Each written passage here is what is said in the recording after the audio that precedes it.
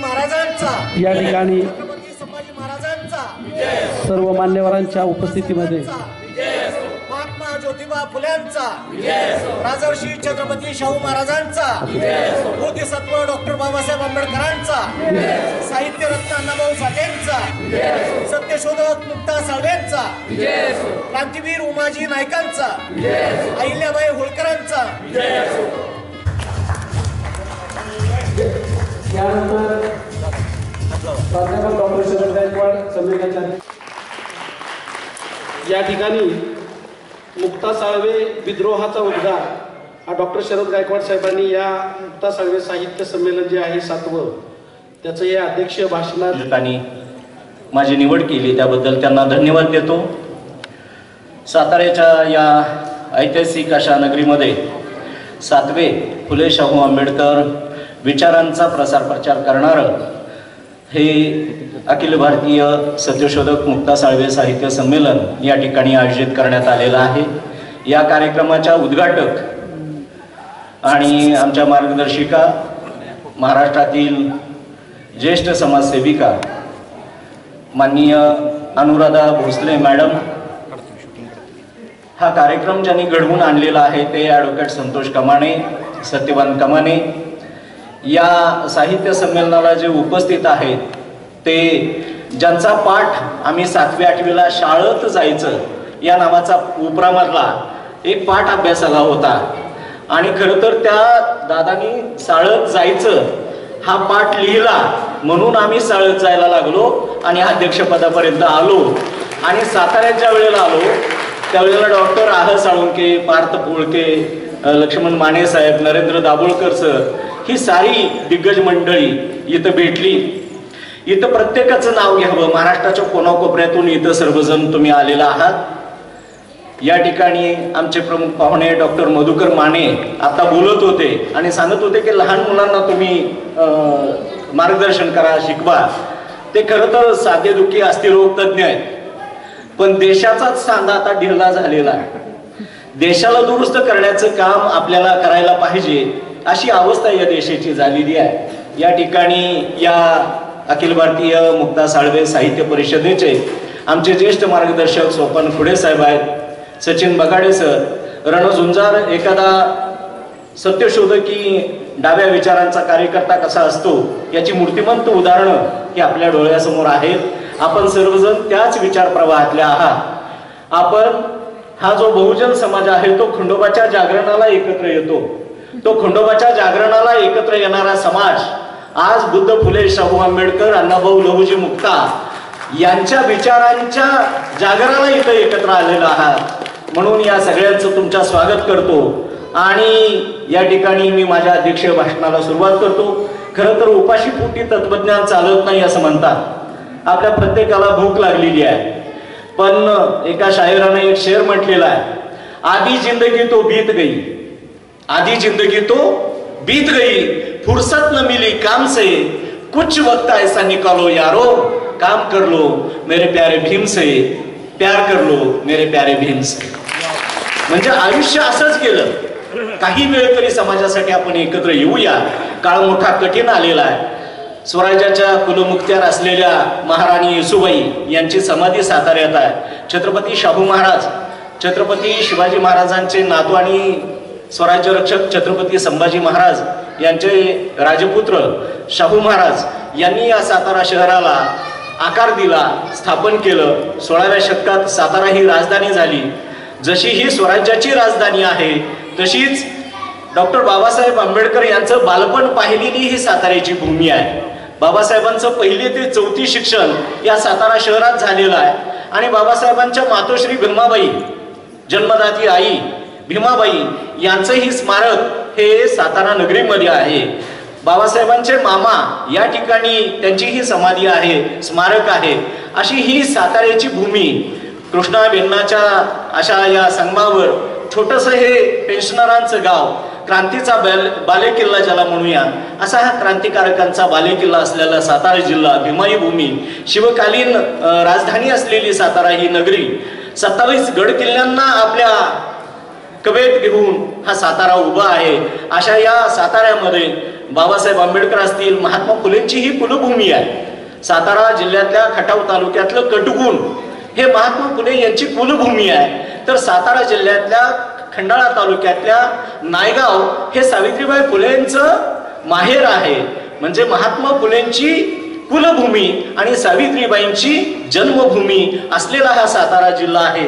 कर्मवीर भाऊराव पाटील यांची कर्मभूमी सातारा राहिलेली आहे. आणि शहीद डॉक्टर नरेंद्र दाभोळकर यांची ही भूमी आहे. ज्यांच्या सहवासात मी वाढलो, माझ्या जीवनाला आकार आला. आई वडिलांनी जन्म दिला, निर्व्यसनी राहायला शिकवलं, शाळेत जायला सांगितलं, शिकवलं, काबाड कष्ट केले. परंतु साताऱ्यात आल्यावर रस्त्यावरची चळवळ करत असताना बौद्धिक विचारांचा खुराक देण्याचं काम या साताऱ्याचं भूषण असलेले, महाराष्ट्राचं भूषण असलेले हे माननीय ज्येष्ठ प्राच्य विद्यापंडित डॉक्टर आह साळुंके आहेत. माजी आमदार उपप्रकार पद्मश्री लक्ष्मण माने साहेब आहेत. आब्राणकार विद्रोही नेते पार्थ पोळके आहेत. ज्येष्ठ विचारवंत किशोर बेडकेळ आहेत. कविवर्य प्रमोद कोपर्डे आहेत. सुप्रसिद्ध व्याख्याते यशवंत पाटणे आहेत. 90 पेक्षा अधिक मराठी आणि हिंदी चित्रपटांचं ज्यांनी लेखन केलं. स्वराज्य रक्षक छत्रपती संभाजी मालिका तुम्ही पाहिली असेल, त्या मालिकेचे लेखक प्रताप गंगावणे हे बुद्धिस्ट, हे या साताऱ्याचं वैभव आहे. 90 पेक्षा अधिक चित्रपट त्यांनी लिखाण काम केलेलं आहे. इथं कराडवरून आमच्या आबासाहेब उमप आलेले आहेत. हे जवळजवळ अनेक नाटकांमध्ये चित्रपटाचं दिग्दर्शक आणि काम करणारे हे कार्यकर्ते मंडळी आहेत. अशा हा सातारा आहे. आणि हा सातारा जो आहे तो महाराष्ट्र. अण्णाभाऊंनी काय सांगितलं? अण्णाभाऊंनी आपल्या साहित्यामध्ये साताऱ्याचं वर्णन, मराठ्यांचं काळीज असलेली ही भूमी, काळजासारखी काळी कभिन्न जमीन असलेली ही सुपीक भूमी, असं अण्णाभाऊंनी साताऱ्याचं वर्णन केलेलं आहे. आणि म्हणून जो कीर्तनानं सुधारला नाही आणि तमाशानं बिघडला नाही, त्याचं नाव महाराष्ट्र किंवा तो मराठी माणूस असं म्हटलं जातं. तमाशा, लोकनाट्य या सगळ्याचे मोठे गाड्या व्यासंगी अभ्यासक आमच्या सोपान खुडे साहेब आहेत अध्यक्ष या ठिकाणी.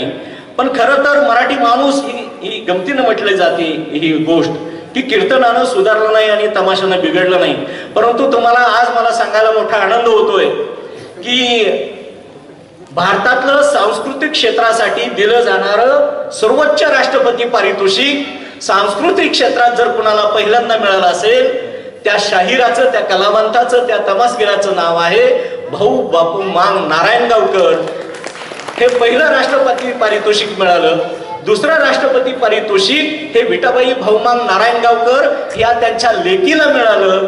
आणि तिसरं पारितोषिक, राष्ट्रपती पारितोषिक, ही भाऊ बापू मांग यांची नात विठाबाईंची मुलगी मंगला बनसोडे करवडेकर यांना तिसरं राष्ट्रपती पारितोषिक मिळालं. याचा अर्थ असा, 140 कोटी लोकसंख्या आपली आहे, पण या 140 कोटीमध्ये 7.5 लाख खेडे आहेत. यातलं एकच घराणं असं आहे की एका घरात त्या मातंगाच्या 3 राष्ट्रपती पारितोषिक मिळालेली आहेत. ते म्हणजे भाऊ बापू विठाबाई आणि त्यांनी आंतरजातीय लग्न केलं त्या मंगला बनसोडे करवडीकर. आणि म्हणून भाऊ कुस्तीचे पंढरी आणि वसतिगृहांची जननी कोल्हापूर आहे, तशी नारायणगाव ही तमाशा कलावंतांची पंढरी. पण भाऊ बापू हेच आणि विठाबाई जरी नारायणगावकर झाले असतील तरी मूळ गाव मात्र सातारा तालुक्यात, सातारा स्वारगेट कराड कात्रज हा जो रस्ता आहे तिथं सुरूर कवठे नावाचं मूळ गाव जे आहे भाऊ बापूचं विठाबाईचं ते खुडे घराणं आहे. आणि त्या घराण्यातले संबंधित आम्ही नातेवाईक मंडळी आहोत, आपण सगळे आहोत. असं हे ऐतिहासिक असं गाव आहे. आणि म्हणून सत्यशोधक मुक्ता साळवेंच्या संबंधानं बोलत असताना 1855ला तिनं निबंध लिहिला. वयाच्या म्हणजे इयत्ता 4थीत आहे. 4थीच्या मुलीला ज्ञान काय असणार? अरे बाळा, 4थीच्या मुलीला ज्ञान ते काय असणार असं आपल्याला वाटेल. पण त्या काळातले ब्रिटिश अधिकारी मेजर कॅन्डी यांच्या हस्ते तिचा सत्कार झाला. 1855ला फेब्रुवारीमध्ये पहिला अंक प्रकाशित झाला तिचा पूर्वार्ध निबंधाचा. मांग महाराजांच्या दुःखाचा निबंध तिनं लिहिला. ज्ञानोदयमध्ये तो प्रकाशित झाला. अहमदनगरमध्ये तो छापला गेला. पूर्वार्ध हा फेब्रुवारी आणि उत्तरार्ध मार्च मध्ये छापला गेला. आज तो निबंध, जशी छत्रपती शिवाजी महाराजांची भवानी तलवार, तिला भवानी हे नंतर दिलेलं नाव आहे, आपण त्यांना कुळवडी भूषण आणि बहुजन प्रतिपालक छत्रपती शिवाजी महाराज म्हणतो. ती महाराजांची तलवार आज इंग्लंडमध्ये आहे, त्या म्युझियम मध्ये आहे. भारताचा कोहिनूर हिरा हा त्या म्युझियम मध्ये आहे. तसाच कोहिनूर हिऱ्यासारखा असणारा बहुजनांचा कोहिनूर हिरा म्हणजे मुक्ता साळवेचा मांग महाराजांचा दुःखाचा निबंध हा सुद्धा इंग्लंडच्या आर्कायव्हल मध्ये आहे. असं काम मोठं ऐतिहासिक जिने केलं, तिच्या नावाने हे साहित्य संमेलन भरतंय. तिनं असं सांगितलं की आम्हाला धर्मपुस्तक नाही, आम्हाला धर्मग्रंथ नाही, आम्हाला पशुपेक्षा हीन लेखलं जाते. एखाद्या गाढवाला दगड मारा, त्या गाढवाचा मालक येतो आणि तुमच्याशी भांडतो, पण आम्हाला रक्तबंबाळ केलं जातंय. शिराचा चेंडू आणि तलवारीचा दांडू घेऊन पुण्यात लोक खेळत होते. तुमचा गुन्हा काय की तुम्ही मान मारा आहात आणि दिवसा 12 वाजता न तुम्ही बाहेर पडता सकाळी आणि संध्याकाळी बाहेर पडला. आता आपण 1.5 किलोचे दागिने अंगावर घालून साड्या, परफ्यूम आणि अतिशय चांगले सूट बूट टाय कोटात मध्ये आलेलो आहे. गाड्या बंगल्या सगळे झालेले आहेत आपले, याच्यात मशगूल झालेलो आहे. पण पूर्वी तेल आणि शेंदूर पाजून माणसांचा बळी दिला जात होता. अजिंक्यताऱ्याच्या पायथ्याला सत्तेनाव, माझा आजोळ हे शहापूर आहे, इथून हाकेच्या अंतरावर असलेलं आहे. शहापूर परिसरातच हे साहित्य संमेलन आहे. त्या सत्ते कुटुंब अजिंक्यताऱ्याच्या पायथ्याला त्या काळात 16व्या शतकात तेल आणि शेंदूर पाजून बळी दिलं. मग ह्या 4 भिंतीच्या पायाला बळी देऊन मग 4 भिंत आणि मग अजिंक्यतारा उभा राहिलेला आहे. पुरंदर जो पुण्याच्या शेजारचा लहुजी साळवेंच्या गावा शेजारचा जो किल्ला आहे, तिथं नागनाथ आणि देवकाई नावाचं महार कुटुंब नवरा बायकोना तेल आणि शेंदूर पाजलं, तिथं गडाच्या पायाशी बळी दिलं आणि मग किल्ल्याचं बांधकाम केलेलं आहे. या महाराष्ट्रातल्या कुठल्याही पुलाचं बांधकाम करताना, गड किल्ल्याचं बांधकाम करताना, वाड्याचं बांधकाम करताना मांगा महाराजांना शुभ समजून त्यांना तेल शेंदूर पाजून त्यांचा बळी दिला जात होता आणि मग त्यांच्या विहिरीला पाणी लागत होतं. मग पूल त्यांचा बांधून होत होता. मग गड किल्ले, मराठवाड्यात त्याला गडी असं म्हणतात, त्या गड्या उभ्या राहत होत्या. असा हा इतिहास आहे. त्याच्यावर प्रकाश झोप टाकताना ती म्हणते की 9 महिने 9 दिवसाची गरोदर मांग महाराजी जर स्त्री असेल, तिला ते सावलीचा विटाळ मानतात आणि त्यामुळं आमच्यावर उपचार केला जात नाही. तिला वेगवेगळे आजार होतात, थंडी तापात, घरं नाहीत, राहायला घर नाही, खायला अन्न नाही, गावात घर नाही, रानात शेत नाही आणि मग असेच हजारो लोक आम्ही मरत राहतो. म्हणून मी जर हे दुःख सांगू लागले तर मला रडू कोसळतं आणि गाढवाला मारलं तर त्याचा मालक येतो धावत, माझ्या गाढवाला का मारलं, आमचा मालक आम्हाला विचारणारा कोण नाही. म्हणून हे ईश्वरा तूच सांग आमचा धर्म कोणता. असा थेट 150 वर्षापूर्वी परमेश्वराला पत्र निबंध लिहून प्रश्न विचारणारी धर्मचिकित्सक, आद्य मातंग समाजाची विद्यार्थिनी, फुले दाम्पत्याची विद्यार्थिनी, तिचं नाव आहे मुक्ता साळवे आणि तिच्याच नावानं हे साहित्य संमेलन या ठिकाणी भरत आहे. मुक्ता साळवे त्या काळात वयाच्या म्हणजे तिचं 4थी 6-4-10-11 वर्षाची मुलगी त्या काळात मेजर कॅन्डी समोर 3000 लोकांच्या समोर निबंधाचं वाचन करते आणि तिला बक्षीस म्हणून, आता हे आमचे कार्यकर्ते बघितले ना, ही आश्रमशाळेतली मुलं, तुम्हा सगळ्याला पॉम्पलेट्स दिलेत, हे आपले खरे कार्यकर्ते आहेत. या आमच्या शारदाबाई पवार आश्रमशाळेतले कार्यकर्ते हे प्रत्येकाच्या हातात डबल पत्रिका दिली, डबल पुस्तक दिलेलं आहे. हे खरे कार्यकर्ते आहेत. हे उद्या भारताचं खरं भविष्य आहे. म्हणून आमची अशी हायफाय हस्ती देती मनोऱ्यातलं हे साहित्य संमेलन नाही. हे पुढा पाष्टातलं, गाडग्या मडक्यातलं, कुसा बाहेरचं, पण विचारानं हिऱ्या मानकांसारखं असलेलं, नररत्नांसारखं असलेल्या विचारांचं हे साहित्य संमेलन आहे. तिला चॉकलेट दिलं मेजर कॅन्डीनी. 3000 लोकांच्या समोर ती मुक्ता आपला निबंध सादर करते.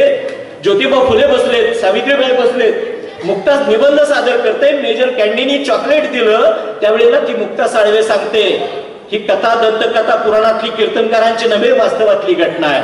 ती म्हणते, मेजर कॅन्डी साहेब, मला चॉकलेट नको, मला पुस्तक हवं, ग्रंथालय हवं. ही ग्रंथाची भूक मातंग समाजाला त्या काळात तुम्ही ज्ञानवंत झालं पाहिजे, शिकलं पाहिजे असं सांगते. तुम्हाला रोग झालाय, तो रोग बरा व्हायचा असेल तर तुम्ही ज्ञानी व्हायला पाहिजे. आणि ज्या वेळेला ते इथं आपले जे लोक होते, काहीतरी इथं असतो अँटिना, इकडं काहीतरी असं बांधलेलं असतं गळ्याभोवती, ते लोक सांगत होते, तुम्ही जर शिकला तर आम्ही काखेत डोक्या बांधून काय गंगेला जावं काय आणि स्मशान घाटावर बोलत बसावं काय, तुमच्या गोष्टी कराव्या काय. इतकं अशा पद्धतीनं मुक्ता साळवे बोलताना दिसते. तिचा इतिहास या साहित्य संमेलनाच्या निमित्तानं आपल्या पुढे यावा. तुम्हाला भूक लागलेली आहे, सगळ्यांना गरम होतंय, पण पिढ्यानपिढ्या समाज ज्यांच्या उन्हात आपला गेला, त्यांना सावलीत येऊन किंवा चांगले दिवस आले, त्यांच्यासाठी थोडा वेळ आपण बसणं आणि ऐकणं जास्त गरजेचं आहे. तिनं लाडू खाऊ ब्राह्मण लोक असं म्हटलेलं आहे. त्यांचा विचार सैतानानं नेलेला आहे. असं म्हणते की तुम्ही बहुजनांनो झटून अभ्यास करा, ज्ञानी व्हा, आणि तुम्ही ज्ञानी झाला तर तुमच्यातल्या वाईट गोष्टी नष्ट होतील. जनावरांप्रमाणे आपल्याला हजेरी द्याव्या लागतात. तुम्हाला फकीरा कादंबरी माहिती आहे. कालच फकीराची जयंती झाली 1 मार्चला. काल फकीराची जयंती झालेली आहे. त्या फकीराला सुद्धा हजेरी दिवसातून 3 वेळा द्यावी लागत होती. फकीरा रामोजी मांग हजीर हो म्हटलं दारात की रात्री 2:30 वाजता सुद्धा हजीर म्हणावं लागत होतं. ही सगळी बंदी उठली ती भारतीय संविधानामुळं आणि डॉक्टर बाबासाहेब आंबेडकरांच्या कार्यकर्तृत्वामुळं. म्हणून आपण माणसात आलो आणि साहित्य संमेलन आपले आपण घ्यायला लागलो. आणि म्हणून ती विद्रोही बंडखोर लेखिका आहे मुक्ता साळवे. बहुजनवादी साहित्याचा ती आरंभ बिंदू आहे. बहुजनांच्या स्त्रीवादांच्या आद्य प्रणेत्या. विद्रोहाचा उद्गार डॉक्टर आह साळुंके म्हणाले, याला नाव देताना तो अध्यक्ष भाषणाला मुक्ता साळवे विद्रोहाचा उद्गार असं नाव दे म्हणाले. हे नाव सुद्धा सुचवलं ते पितृतुल्य आमचे मार्गदर्शक, महाराष्ट्राचे ज्येष्ठ विचारवंत, प्राच्य विद्यापंडित डॉक्टर आह साळुंके यांनी हे नाव सुचवलं. आणि म्हणून बंधूंनो, मुक्ता साळवेच्या निबंधाशिवाय बहुजनांच्या साहित्याचा इतिहास पूर्ण होऊ शकत नाही. एवढं सोनेरी पान इतिहासातलं म्हणजे मुक्ता साळवेचा निबंध आहे. आपण मात्र या निमित्तानं ज्ञानरूपी औषध घेऊया, झटून अभ्यास करूया, ज्ञानी नीतिमान होऊया. असं मुक्ता साळवेंनी जे सांगितलं, जे काम फुले करत होते, वित्ताविना शूद्र खचले सांगितलं सगळं अनर्थ. विद्येविना मती गेली, मतीविना नीती गेली, नीतीविना गती गेली, गतीविना वित्त गेले, वित्तविना शूद्र खचले, इतके साने अनर्थ एका अविद्येने केले.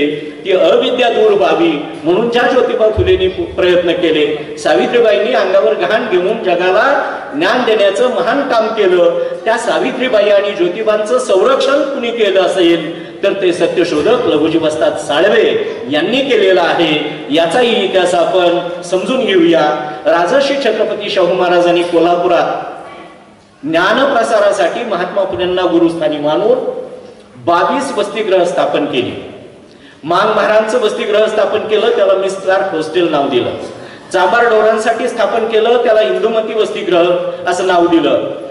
जैन बोर्डिंग, मराठा बोर्डिंग, मुस्लिम बोर्डिंग अशी 22 वसतिगृह राजर्षी छत्रपती शाहू महाराजांनी कोल्हापुरात स्थापन केली.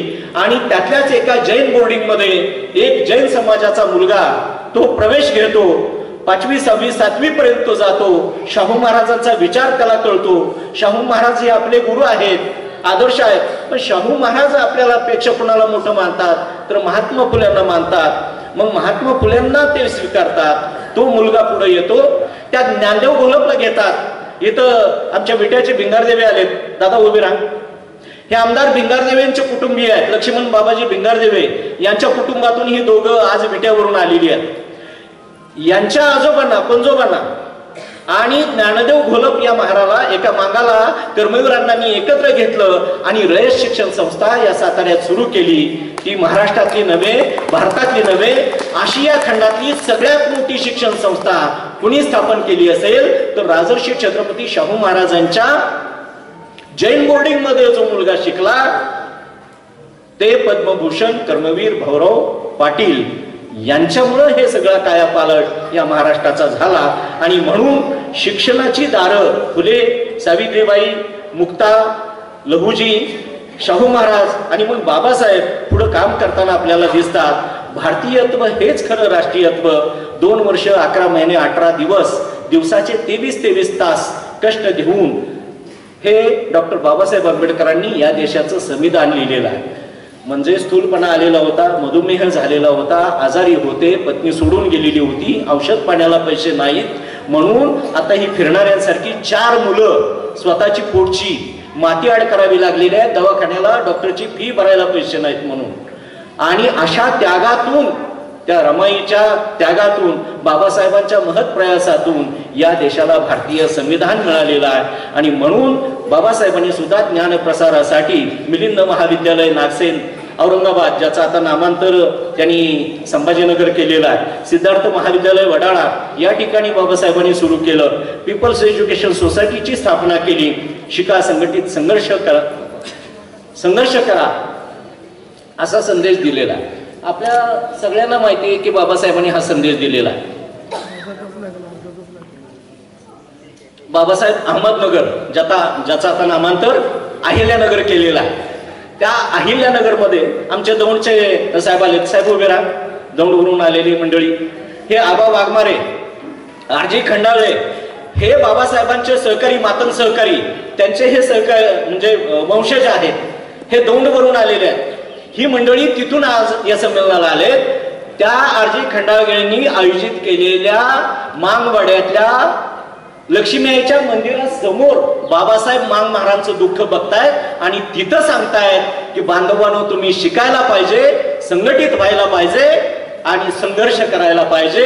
हा उद्गार बाबासाहेबांनी अहमदनगरच्या मांगवाड्यात महालक्ष्मीच्या मंदिराच्या समोर केलेला आहे. तिथं आरजी खंडाळे अण्णांचा फोटो बाबासाहेबांच्या सोबत आहे. आबा बरोबर का? हे तिथले उद्गार आहेत. हे कोणासाठी काढलेले आहेत? कोणा विशिष्ट जातीला कानात बाबासाहेबांनी सांगितलेलं नाही, हे जगाला सांगितलेलं आहे, मांगवाड्यात सांगितलेलं आहे. ह्या विशेष संदर्भ आपण सगळ्यांनी या निमित्तानं लक्षात घेऊया. मला एवढंच सांगायचं आहे की बुद्धाची शांती आणि भीमाची क्रांती हीच खरी या देशाला तारणारी आहे. कारण जग आता तिसऱ्या उंबरट्यावर आहे, तिसऱ्या महायुद्धाच्या उंबरट्यावर आहे. ट्रम्प काल परवा ते गेले होते तिकडं, रशियाच्या लोकांना सांगितलं युक्रेनचं युद्ध थांबवा, ते ऐकायच्या मनस्थितीत नाहीत. तिसरं महायुद्ध जर झालं तर आपण हा सगळा ही पृथ्वी बेचिराग झाल्याशिवाय राहणार नाही. म्हणून बांधवांनो, आज आपण सजग होऊया. शेवटचे 5 मिनिटं या अध्यक्षीय भाषणाचा निष्कर्ष सारांश आपल्या समोर मांडतो आणि उत्तरार्धाकडे वळतो. सत्यशोधक मुक्ता साळवेचं साहित्य हा मानवतावादाचा आग्रह धरणारा जाहीरनामा आहे, विद्रोहाचा उद्गार आहे. मीपणा, अहंकार, गट तट, मतभेद मनभेद आपण सगळे विसरून जाऊया, कारण शत्रू आता बळकट झालेला आहे. आणि सर्व परिवर्तनवादी पुरोगाम्यांनी एकत्र येऊया. समान प्रश्नावर, किमान मुद्द्यावर लोकशाही मार्गाने आपण संघर्ष करायला हवा. चला, आजचा महाराष्ट्र फुले शाहू आंबेडकरांचा पुरोगामी महाराष्ट्र राहिलेला नाही, तो होता कोणी एकेकाळी. पुन्हा एकदा सगळे या साहित्य संमेलनाच्या निमित्तानं एकत्र येऊया आणि या महाराष्ट्राला पुन्हा पुरोगामी बनवण्याचा प्रयत्न करूया. या साहित्य संमेलनाच्या निमित्तानं जागतिक दर्जाचं नोबेलच्या तोलामोलाचं, नोबेल पारितोषिकाच्या तोलाचं आणि ज्ञानपीठच्या मोलाचं व्यक्तिमत्व आंतरराष्ट्रीय असलेलं महान मानवतावादी व्यक्तिमत्व म्हणजे साहित्यरत्न सत्यशोधक अण्णाभाऊ साठे यांना केंद्र सरकारनं भारतरत्न हा पुरस्कार द्यायला हवा, अशी मागणी या साहित्य संमेलनाच्या अनुषंगाने आपण उचलून धरायला हवी. आज देशात अंधश्रद्धा आहे, दारिद्र्य आहे, विषमता आहे, वाढती महागाई आहे, भ्रष्टाचार आहे, व्यसनाधीनता आहे, वाढती लोकसंख्या आहे. भारत जगातला 1 नंबरचा लोकशाहीच्या बाबतीतला देश झालेला आहे. म्हणजे नको तिथं आपण पुढे आहोत, जिथं पाहिजे तिथं आपण नाही. बेरोजगारी आहे, शेतकऱ्यांच्या आत्महत्या ह्या गेल्या 30 वर्षात 3 लाख शेतकऱ्यांनी आत्महत्या केलेल्या आहेत. हे आपल्या जगाचा पोशिंदा आहे. त्यानं केलं नाही पेरा तर काय खाल धतुरा, हा कवी इंद्रजित भालेरावचा इशारा आहे. शेतकऱ्याला जपायला पाहिजे, जोपासायला पाहिजे. तो घाम गाळतोय, तो पावसात भिजतोय, थंडीनं काकोडतोय, उन्हात राबतोय, घामाच्या धारा त्याच्या निर्डळाचा घाम म्हणून आपण घरात खातोय. नाहीतर सोन्याची बिस्किट जरी आपल्याकडे असली तरी जगणार नाही आपण. तो शेतकरी जगला पाहिजे. आणि जात्यांध धर्मांध प्रवृत्ती ज्या आहेत त्या शक्तीला आता भूत आलेला आहे. जाती आणि धार्मिक तेढ वाढायला लागलेली आहे. गल्ली ते दिल्ली हे द्वेषाचं राजकारण या देशात चालू झालेलं आहे. आणि म्हणून हे जर वेळीच आवडलं नाही तर या देशाचे अनेक तुकडे पडायला वेळ लागणार नाही. आणि म्हणून द्वेषाची कीड ही देशाला पोखरायला लागलेली आहे. द्वेषाची कीड, प्रत्येकाला जातीचा धर्माचा अहंकार, मीपणा, कवडी मोलाची जात तिचा अंत व्हायला पाहिजे, जात्यांत व्हायला पाहिजे, वर्गांत व्हायला पाहिजे, वर्णांत व्हायला पाहिजे. ती कवडी मुलाची जात आता लाख मुलाची जात ठरायला लागलेली आहे. आणि म्हणून पोटात मनुस्मृती आणि ओठात संविधान अशा ढोंगी बेगडी लोकांचा काळ आज आलेला आहे. हे आपण वेळीच षडयंत्र, काही गडबडून जाऊ नका रस्त्यावर जर यांचं असंच चालू राहिलं तर. कारण लोकशाही आज व्हेंटिलेटरवर आहे, शेवटच्या घटका मोजते आहे. लोकशाही कशी गुंडाळून घेतली मशीनच्या माध्यमातून हे पाहतोय आपण. खरेदी विक्री महासंघ चालू आहे सध्या. मग ते तिकडं कुठं तरी झाडी डोंगर तिकडं पण नेतात आणि इथंही वाटप करतात. आपणही बोटाला शाई लावून विकले जातो. बाबासाहेबांनी त्या काळात सांगितलं, मताची किंमत ही तुमच्या आईची, बहिणीची, बायकोची इज्जत आबरू आहे, ते मत विकू नका. हे आपण विसरलो म्हणून हे लोक डोक्यावर येऊन बसले. खरं तर लोकशाहीचे 4 स्तंभ आहेत. पहिला आहे संसद, दुसरा आहे न्यायपालिका, तिसरा आहे प्रशासन आणि चौथा आहे प्रसार माध्यम. लोकशाहीचे 4 स्तंभ आज डळमळीत झालेले आहेत, कोलमडून पडलेले आहेत, विकले गेलेले आहेत. आणि म्हणून ही लोकशाही वाचवायची असेल तर आपण एकत्र येऊया.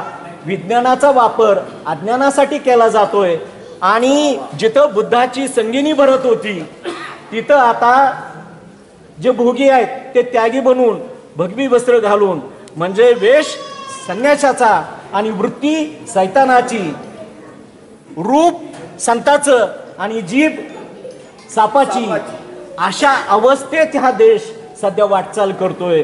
नको ते दाखवलंच गेलं गेल्या 3-4 महिन्यात आणि नको ते त्या प्रसार माध्यमातून पोहोचवलं जातंय. याचा आपण विचार करूया. खरं तर शिक्षण हे वाघिणीचं दूध मगाशी म्हणाले, हे सगळ्या महापुरुषांनी सांगितलं. पण शिक्षण दादा सांगतायत, भोगतायत. ही इथं पार्थ पोळके आहेत, लक्ष्मण माने साहेब आहेत, शिक्षण संस्था चालवत आहेत. खिळखिळी अवस्था झालेली आहे शिक्षण संस्थांची. मेडिकल कॉलेजला एखाद्या मंत्रानं मुलं जन्माला येतात असा 15 मार्क्सचा अभ्यासक्रम ठेवलेला. पुत्र कामेष्टी यज्ञ त्याचा जर अभ्यास केला तर 15 मार्क मेडिकल कॉलेजला दिली जातील. देश कुठं चाललाय? आणि म्हणून खूप गंभीर अशी अवस्था आहे. 65,000 शाळा बंद केल्यात आणि इकडे मराठी भाषेला अभिजात भाषेचा दर्जा दिला जातोय. म्हणजे दाखवलं जातं एक, केलं जातं एक. आपल्या साहित्यिकांची, लेखकांची जबाबदारी आहे की आपल्या वाणीला आणि लेखणीला आता धार लावूया दुधारी. आणि फकीराच्या तलवारीसारखी ती धार असली पाहिजे. लहुजींच्या दानपट्ट्यासारखी त्या वाणी लेखणीला धार आली पाहिजे. आपल्याला जेवढ्या कुवतीनं, आपापल्या कुवतीनं जेवढं परिवर्तनाचं काम करता येईल तेवढं करूया, तरच आपण वाचणार आहोत. आणि आपल्यातले जे विकले गेले मध्यंतरीच्या काळात, जे गळाला लागले कुसाबाहेरचे, त्या गळाला लागलेले मासे आगामी काळात त्यांचं फ्राय झाल्याशिवाय राहणार नाही, हे पण विसरू नका. सत्तेच्या पिंजऱ्यात जे अडकलेले वाघ आहेत, पॅन्थर म्हणून घेत होते, ते वाघ खरं तर जंगलचे राजे आता होऊ शकत नाहीत, बहुजनांचे राजे होऊ शकत नाहीत. ते सर्कशीतलेच आता वाघ रील मास्टरच्या इशाऱ्यावर नाचायला लागतील, हे विसरू नका. कारण त्यांनी महापुरुषांशी, बहुजनांशी गद्दारी केलेली आहे. मग ते कितीही कोट्याधीश उद्या, श्रीमंत उद्या, पण सर्वसामान्यांच्या नजरेतून त्यांनी उतरलेले आहेत. त्यांना किंमत सर्वसामान्यांच्या समोर अजिबात नाही. ताट मानेनं ते समाजाला वावरू शकत नाही. आणखीन एक मुद्दा होता की आता सध्या छावा आणि प्रसार माध्यमातून खूप आपल्याला ऊत आला असा भावनिक.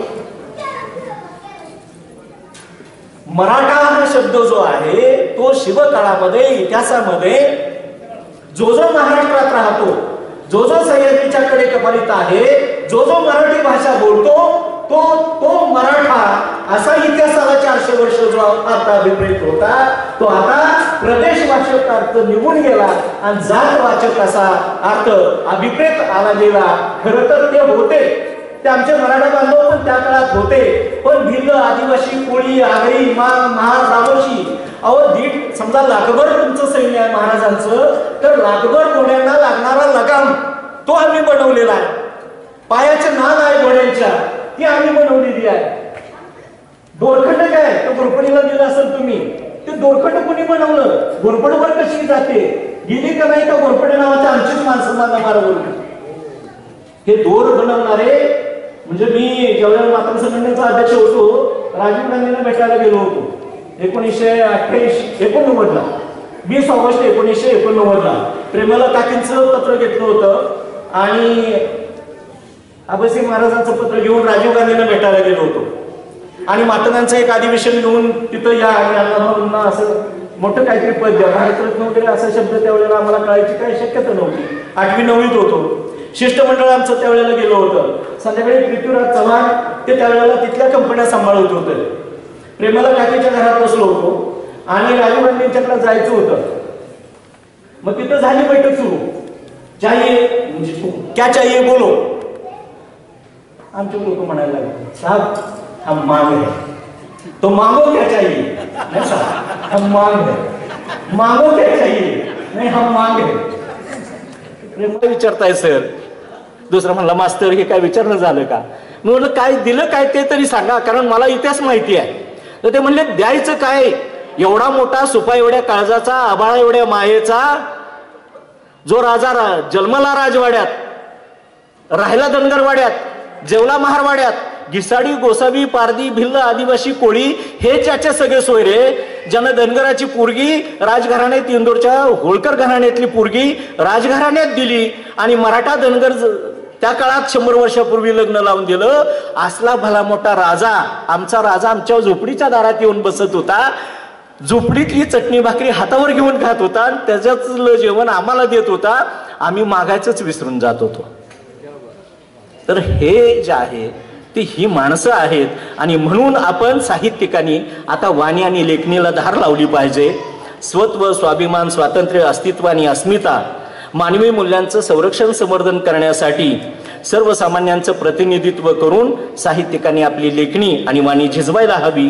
सत्ताधाऱ्यांच्यावर अंकुश ठेवायचं काम ह्या साहित्यिकांनी करायला हवं. लेखक मंडळी आहेत ही सगळ्या महाराष्ट्राच्या कोणाकोपऱ्यातून प्रत्येक लेखक मंडळी इथं आलेली आहेत. साहित्यिक मंडळी आहेत ज्यांनी उभं आयुष्य चळवळीसाठी घालवलेलं आहे. अशी मंडळी आलेली आहेत आणि म्हणून हा जेल आता मला Kalamba jail, Tihar jail, Yerwada jail माहिती आहे, पण आताच्या गेल्या 10-15 वर्षात ओपन जेल काय असतो तो आपण गेल्या 10-15 वर्षात पाहतोय.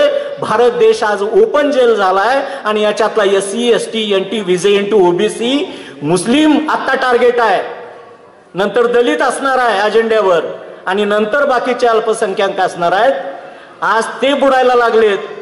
तुम्ही उशिरा का असेना पण तुम्हीही तळाला सागराच्या जाणार आहात, कारण द्वेषाचं छिद्र त्यांनी या जहाजाला राष्ट्रीयत्वात पाडलेलं आहे. आणि म्हणून सावध होऊया, आपण काम आपलं करूया. खरं तर मुस्लिम हा जो गद्दार आहे तो असेलच, तो मुठभर असेल, पण इकडं पण आहेत ना. दिवसातून 5 वेळा जो आमचा मुस्लिम बांधव या मातेला, भारत मातेला आपला माता टेकवून भारत मातेची माती दिवसातून 5 वेळा कपाळाला लावतो नमाजच्या वेळेला, तो या देशाशी बेईमानी असू शकत नाही, गद्दार असू शकत नाही. म्हणून मी कायम भाषणातलं माझ्या जे वाक्य आहे ते बोलतो आणि थांबतो की हिंदूंचं रक्त भगवं असतं, हिंदूंचं रक्त भगवं असतं, मुस्लिमांचं रक्त हिरवं नसतं, ख्रिश्चनांचं रक्त सफेद नसतं आणि बौद्धांचं रक्त निळं नसतं. सगळ्या किडामुंगीपासून हत्तीपर्यंतच्या सर्व जाती धर्मातल्या माणसांचं रक्त लालच असतं. महात्मा फुलेंच्या भाषेत बनवणारानं आपल्यात रक्तात फरक केला नाही तर हे कोण आले फरक करणारे. आपण सगळे भारत मातेची लेकरं आहोत असं समजूया, गुण्या गोविंदानं राहूया. नामदेव ढसाळ म्हणतात, परवा त्यांची जयंती झाली, एक तिळव करवंडून खावा आणि आकाशाला बाप आणि धरतीला माय समजून एका आईच्या लेकराप्रमाणे गुण्या गोविंदानं नांदूया. धर्मनिरपेक्षता, समाजवाद, सर्व धर्म समभाव हा व्हेंटिलेटरवर आलेला आहे, कोमात आहे. हिटलरी झुंडशाही भारतावर राज्य करताना दिसते. भारत हा ओपन जेल झालेला आहे आणि आपण सगळे कैदी झालेलो आहोत. गोट्यातल्या गायीला चांगले दिवस आलेत, गोट्यातल्या गायीला चांगले दिवस आलेत आणि घरातल्या बाईला वाईट दिवस आलेत. ते मणिपूरमध्ये 2-2, 3-3 किलोमीटर नागड करून स्त्रियांची धिंड काढली जाते. शिवशाही बसमध्ये स्वारगेटला अत्याचार होतो. दरवर्षी 3000 दलितांच्या कत्तली या देशात केल्या जातात. 50,000 गुन्हे तुमच्यावर नोंद केले जातात दलितांच्यावरच्या अन्याय अत्याचाराच्या विरोधातले. ही सरकारी नोंद आहे. गेल्या 6-7 वर्षात बारकाई नायका 13.5 लाख स्त्रिया या देशातून गायब आहेत, बेपत्ता आहेत, किडनॅप केलेल्या आहेत, लापता आहेत. कोण आहेत या? काय केलंय त्यांचं? बेटी बचाओ कुणासाठी आहे? कुणापासून कुणाची बेटी वाचवायची आहे? 13.5 लाख स्त्रिया गायब आहेत गेल्या 5 वर्षातल्या. केंद्राच्या नोंद आहे अधिकृत. 3,500 दलितांच्या कत्तली. कारण काय? चांगली कपडे घातली, नवीन गाडी घेतली, बंगला बांधला, हे माग महार आता माजलेत, जास्त ह्यांना आरक्षण झालंय. त्या आरक्षणावरून किती गावागावात माणसात द्वेष पसरवला गेला. आपण सावध होऊया.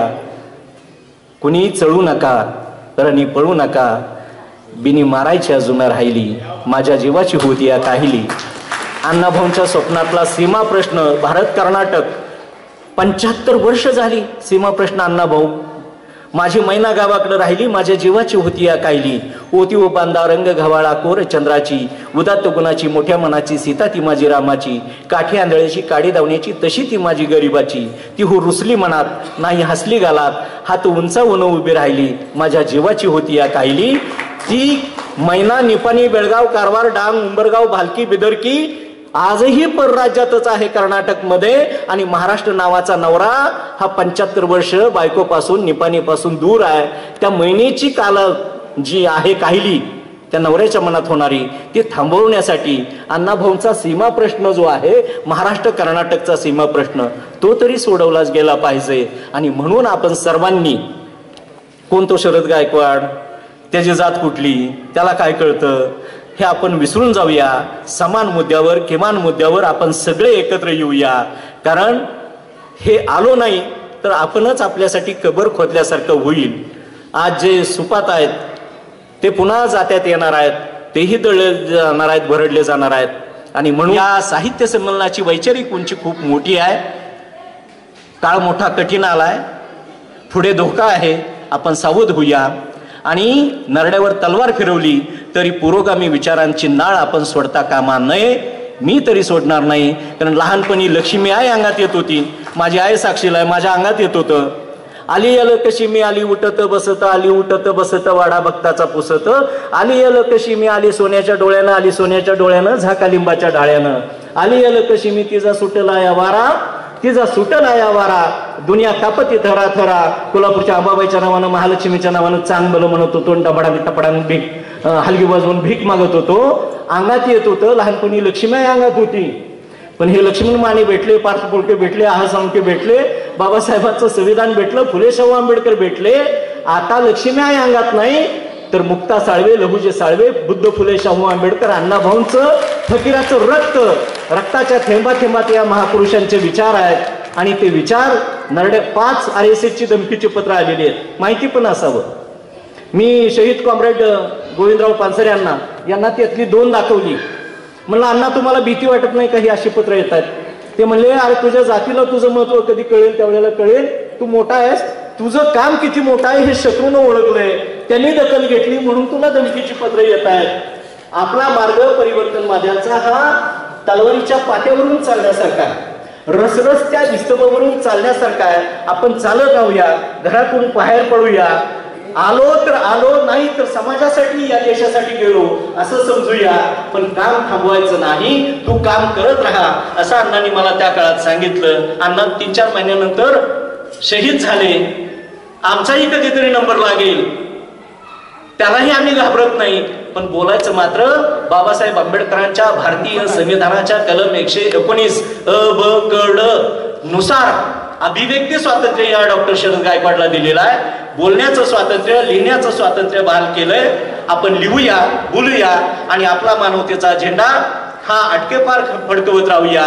हा मानवतेचा जय जयकार आहे, त्याच्यासाठी हे साहित्य संमेलन आहे. माझ्यासारख्या सामान्य एका कार्यकर्त्या शिक्षकाला इथं अध्यक्षपद दिलं.